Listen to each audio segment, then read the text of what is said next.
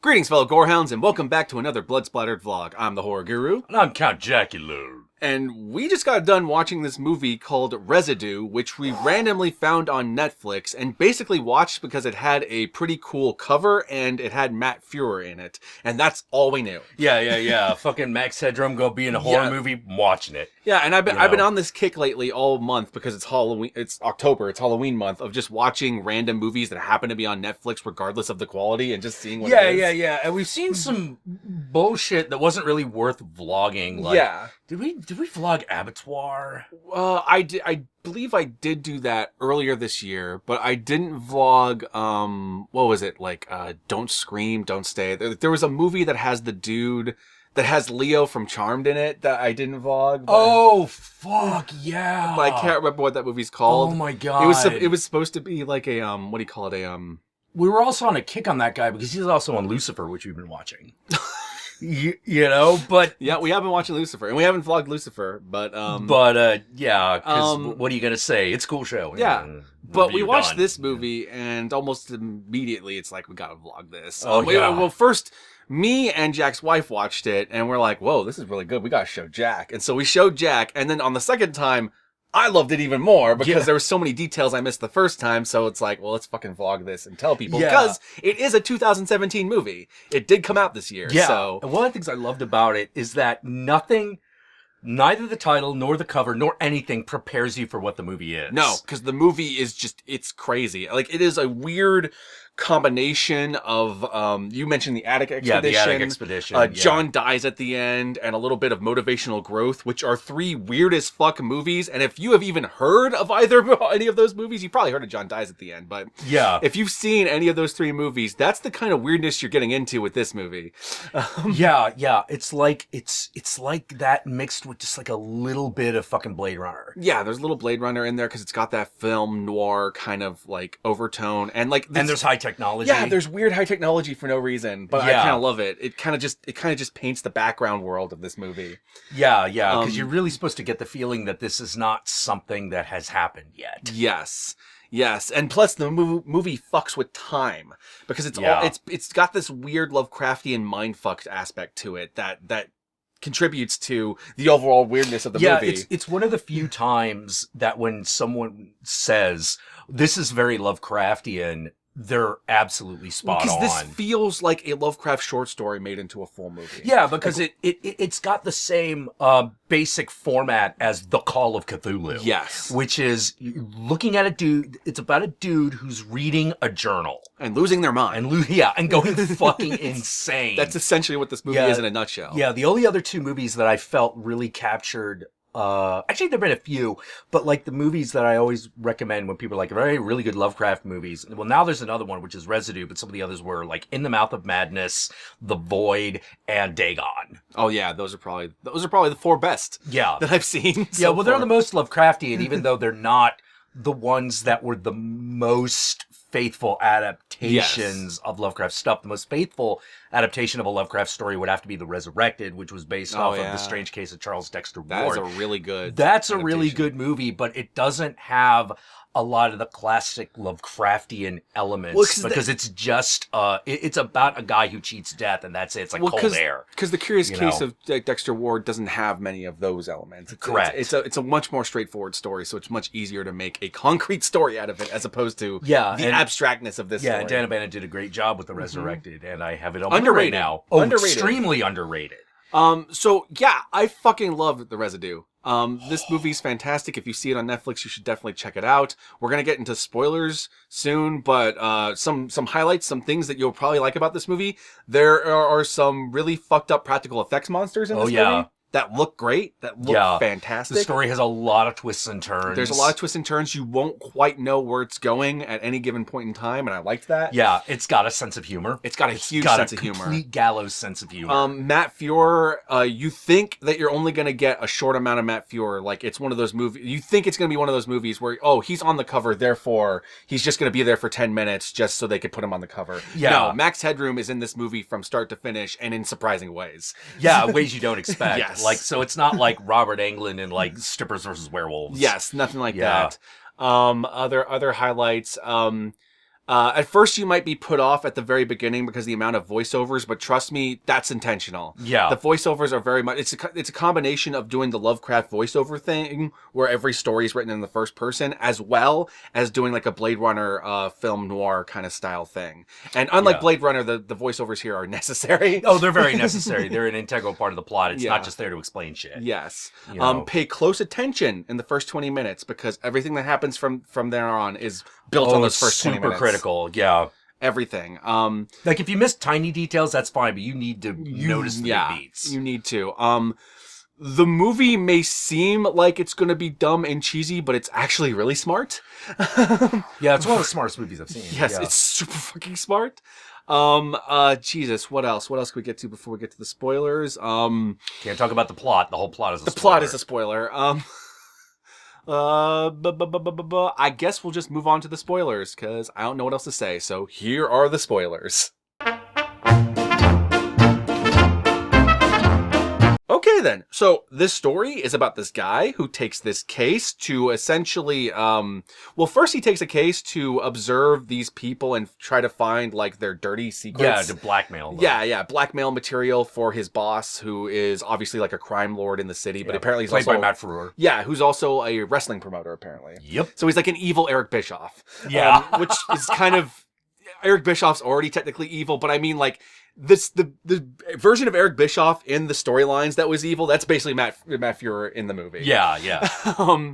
And Matt Frewer, apparently he has this one job he gives him where it's just like, oh, it turns out you're right. This one guy you're trying to search for, he does not have any dirty secrets, which means he's perfect for this other thing. So I need you to deliver this package to that guy, to the guy that you couldn't find any dirt on. And this springboards the whole fucking story, because everything goes awry and he ends up having to open the package himself. And it's this book, this journal from this explorer who was apparently somewhere in like the Amazon. Yeah. I think it's the Amazon, and he found this weird fleshy monster thing that he couldn't describe, very Lovecraftian, and killed it and buried it, but then started writing this journal and going crazy in the jungle, and the journal that the main character is reading is that journal. Yep. And then the whole story is about him having to finish towards the end of the book in order to get out alive. So it's very Jumanji in that way. You gotta finish the game. Yeah, you have to finish the game if you're gonna live. Yeah. But it's dangerous because things from the book come to life and things in your head come to life and it fucks with you and it does all this stuff. Yeah, like one of the things that you find out, you figure this out pretty early on, is that the guy who's writing the journal, he doesn't realize it, but the ink he's using for the pages actually comes from the monster. Yeah, he's using the actual blood from the monster to do it, not realizing and so there's this big question, because you see parts of the creature. Yes. You know, and it is like this mound of flesh with mouths and eyes, and it's yeah. And sometimes it's got like these little like polyps that come off of it and do shit. Yeah, very like slither like slug things. It's creepy. Yeah, and you're not sure. Now, while you're like, oh shit, that's the physical manifestation of the creature here in the third dimension, you get the feeling that the story in and of itself is also part of the creature. Yes, and by the end of the movie, you get the point that this entire movie is part of the creature. Yes, in some weird way. Yeah, it's got that kind of like the same thing that same thing that Lords of Salem did, where it's like the movie is the Antichrist. Yes. This does the same thing. Fucking Holy Mountains. You know? Oh yeah, Holy Mountain does that hardcore. Yeah, that's the granddaddy of those kind of twists. It's fucking great, and because of that, the movie is not esoteric. It's very existential. I don't know the right word for it. Yeah, I wouldn't. It's really mind fucky. Yes, super mind fucky. Really mind fucky. But in a good way. It doesn't feel like it's mind fucky in a way that cheats. No.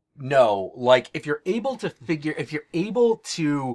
buy a creature that exists as a story, which is like possibly an outer god or something, that's all you need. Like that's all you need to be able to buy into, and they do a really good job of that. One of my favorite jokes is completely, I don't know how to put this, but this is a storyteller's joke, and I loved it because it's not funny until you realize it's happened. Yeah. Which is the hook. Oh, yes.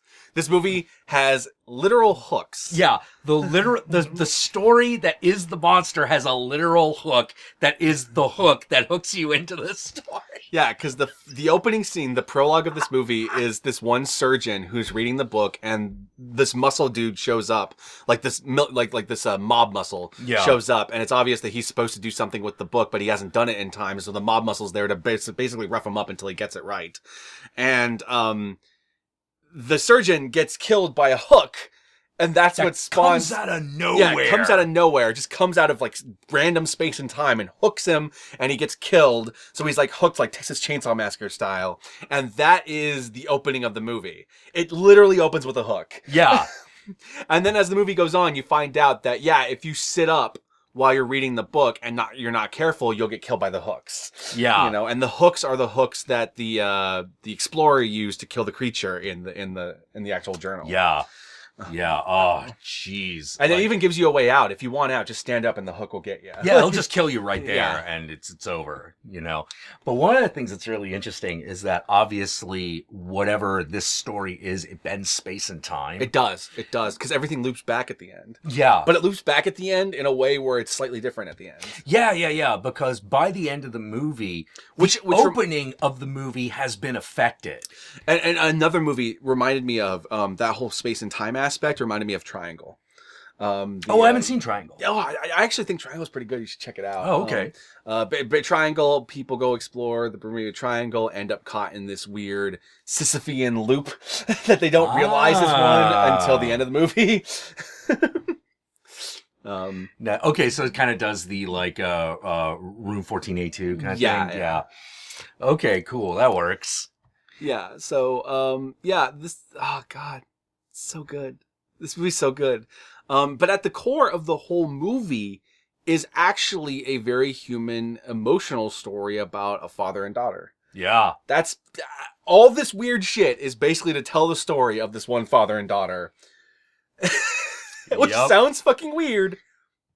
But it's true. Yeah, it's true. It is. Because, like, how to put it, like, these really weird, like, occult stories always work when you have a very real, very almost mundane core.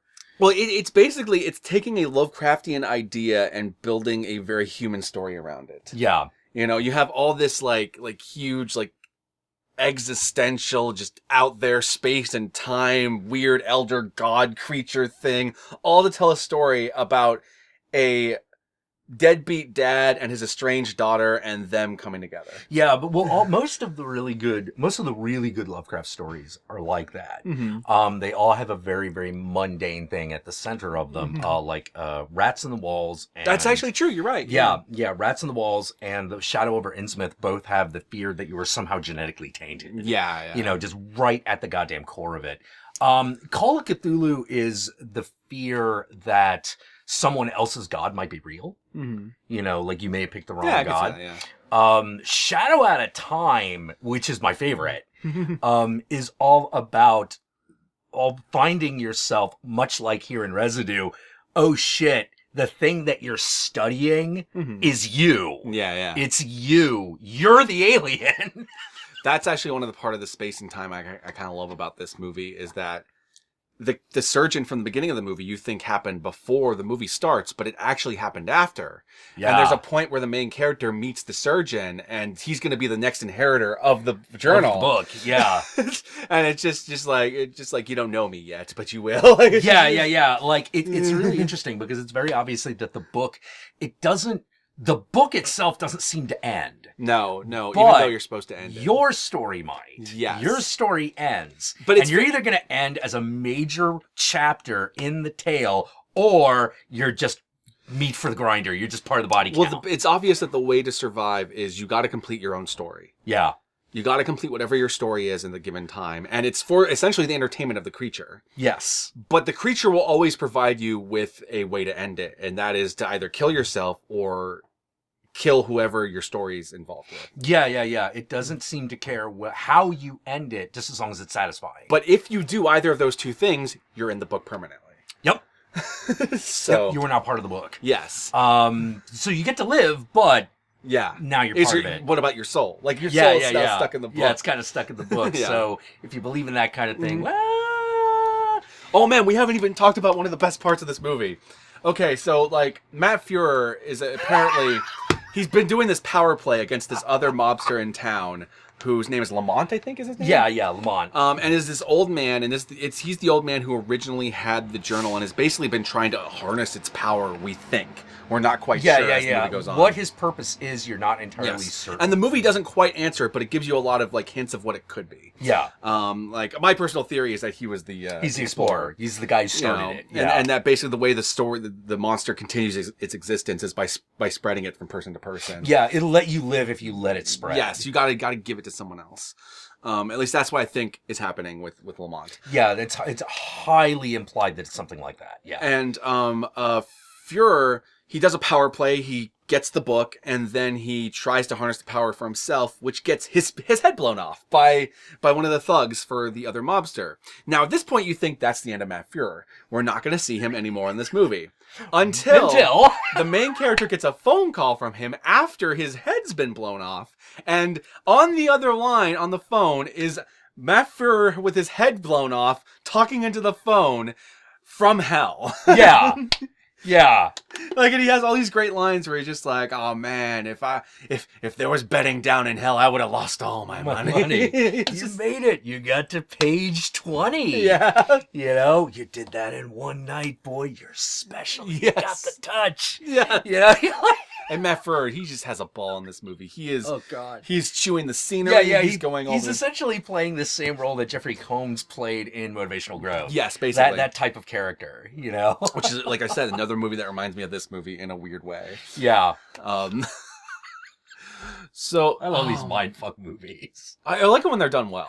Yeah. I've seen many shitty mindfuck movies. Well, like the problem with the shitty mindfuck movie is it doesn't fuck your mind. It's a fucking lead up to. Oh God. Yeah. See that reaction right there. Gothica, Silver Falls. Like a huge chunk of those late 90s, early 2000s attempts at them. Cry Wolf being one that I fucking despise because I'm like, it's trying to fuck your mind, but really what it is it's giving you a fucking dry hand job that never finishes. You know? And then there are ones that I felt like could have been better. Like I felt like Shrooms could have been better. Shrooms could have been way better. There's a lot of parts of Shrooms that I really liked, but I felt like, mindfuck slasher movie could have been done so much more fun. Yeah, I know, right? You know, I feel like Shrooms would have been better if it didn't take itself so seriously.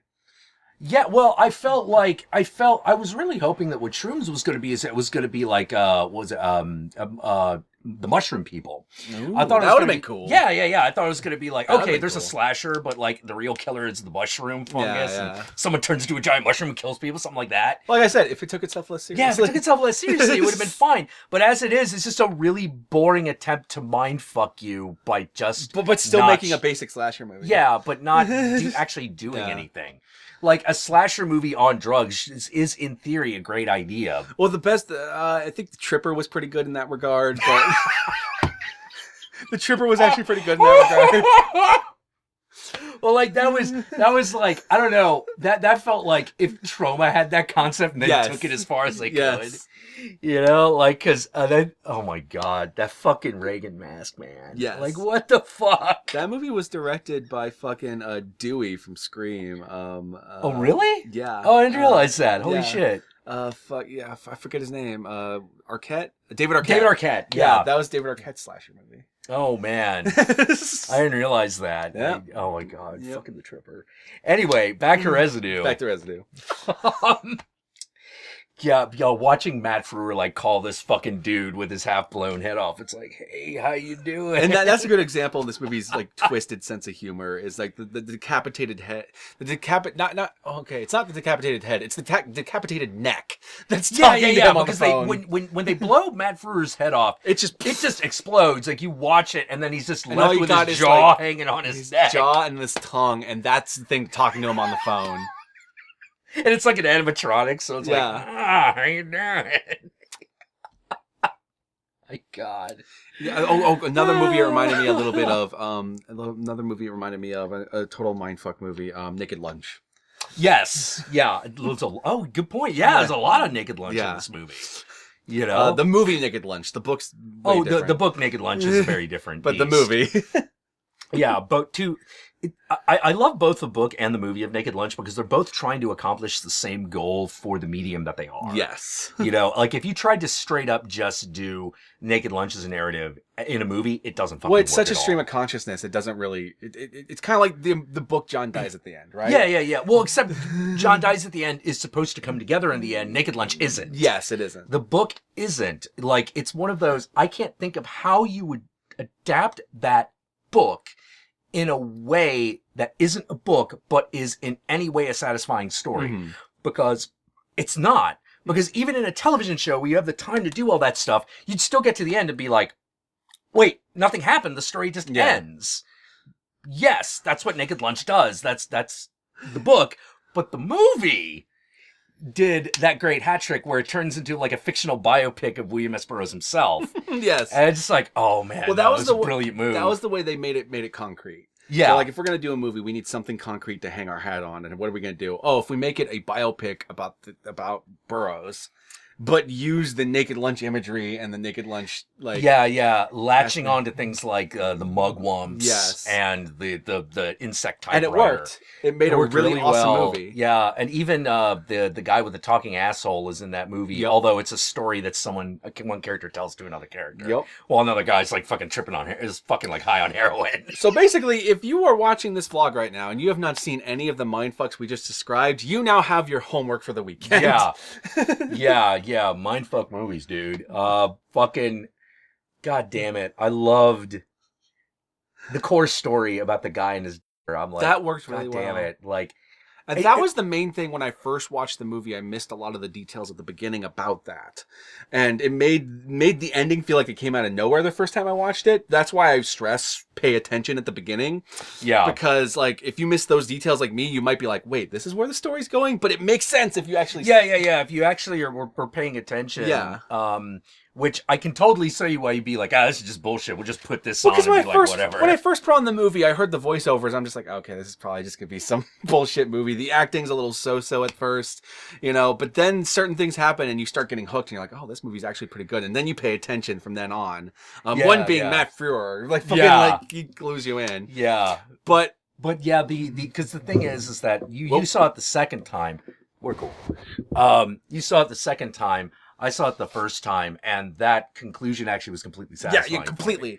Yeah. Completely. But then again, I was going in knowing that something. This was awesome. You're gonna want to watch everything. Yeah. As opposed to just finding a random movie on Netflix and being like, this might be bullshit. Like he was watching it under the condition of you should watch this. Yeah. And it was completely.